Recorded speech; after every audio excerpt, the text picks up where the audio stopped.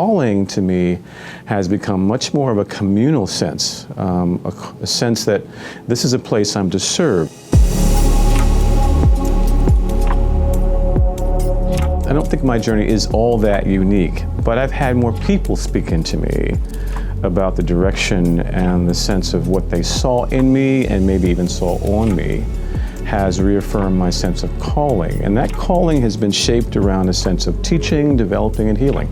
Not just simply inform you, but to form you. In college, I had a professor say to me, Martha Shalita, I'm going to say her name because I appreciate Dr. Shalita. She said to me, "You're going to teach college students."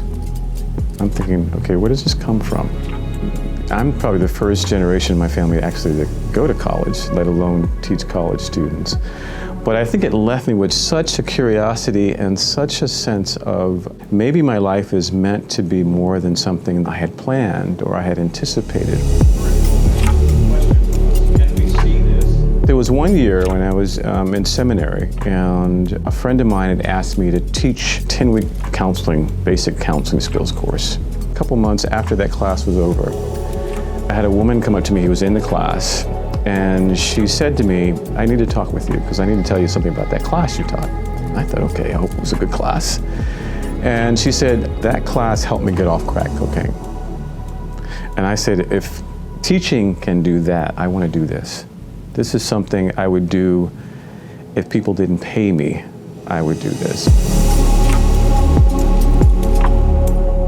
Last story, and that was a story of my mentor, Winston Gooden. I'm naming a lot of people because, again, you hear a sense of what calling means to me. It has been people speaking into me. And I had been praying and going back and forth about graduate school. I was doing a master's degree at the time, and I was interested in going for a PhD in psychology. And I decided to ask Winston, "What do you think?" And he said to me, "You can do this, you should do this, you must do this." That's been affirmed and repeated. So calling for me has become something that comes up out of me that's been joined with others and what they see in the work and the things that I've been asked to do.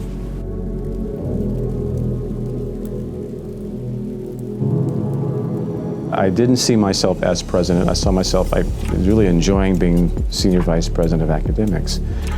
And as I looked at, prayed at, thought about, had conversations with, I felt the sense of commitment to a community. But it's because we know we're inviting you not just something into a forming place, but a formative place. That's something. When we speak of calling, that moves into a different category for me. It moves into a place of where am I meant to serve and bring my gifts in a unique sort of way. Gifts that probably I have been formed in me and shaped in me in such a way that I'm called to this place at this moment, at this time. There is some part for me mystical. There is some part for me that goes beyond just simply calculating the pros and cons of the situation. There is a part of me that surrenders and tries to surrender to the place that I'm called to be in. But that really means I'm surrendering to God in those spaces. And there are some clear no's. I have said no clearly way more than I've said yes. If I didn't feel a sense that I could bring something to that community that would grow and develop and alter and bring some healing to that community, I've said no. I'm a builder. I can't think of anything that I've been called to do, joined to do, that I don't want to see it grow. I'm not comfortable, I'm not satisfied if it just stays the same. I want it to grow. But I want it to grow and not just simply change. I want it to develop. I want it to form. I want to see it shaped in some different sorts of ways. So that's been the consistent piece. But the particular space that I'm called to be in has not always been that which I predicted. And so there's an openness that I do think you have to have, and a willingness to learn to say yes, and to accept, one, the communal and the sort of individual, as well as God speaking to your heart about where you think you should be. I think what I really am saying in terms of calling, if you decide it's got to be God from on high, you open your Bible and put your finger on something that's simple or that complex for some people.